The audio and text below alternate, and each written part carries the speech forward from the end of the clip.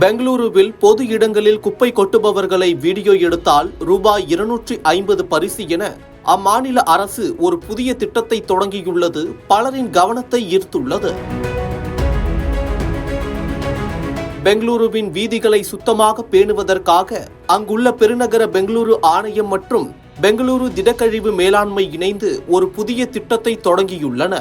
பொது இடங்களில் குப்பை கொட்டுபவர்களை வீடியோ எடுத்து பதிவு செய்யும் பொதுமக்களுக்கு ரூபாய் 250 ரொக்க பரிசு வழங்கப்படும் என்றும் குப்பை கொட்டும் நபர்களுக்கு ரூபாய் 2000 அபராதம் விதிக்கப்படும் என்று கூறியுள்ளது. நகரம் முழுவதும் தினசரி கழிவுகளை சேகரிக்க சுமார் 5000 வாகனங்கள் இயக்கப்பட்டாலும் சில குடிமக்கள் இன்னும் குப்பைகளை சாலைகளில் கொட்டுவதை தடுக்க இந்த அபராதம் மற்றும் வெகுமதி முறை அறிமுகப்படுத்தப்பட்டுள்ளது. பொதுமக்கள் வீடியோக்களை பதிவிட விரைவில் ஒரு பிரத்யேக வாட்ஸ்அப் எண் மற்றும் சமூக ஊடக கணக்குகள் வெளியிடப்படும். மேலும் குப்பை கொட்டுவதை புகாரளிக்க ஒரு மொபைல் செயலியும் ஒரு வாரத்திற்குள் செயல்பட தொடங்கும் என்று எதிர்பார்க்கப்படுகிறது. கடந்த வாரம் கிரேட்டர் பெங்களூரு அத்தாரிட்டி ஒரு விழிப்புணர்வு நடவடிக்கையாக குப்பை கொட்டும் திருவிழா கார்பேஜ் டம்பிங் ஃபெஸ்டிவல் ஒன்றை அறிவித்தது.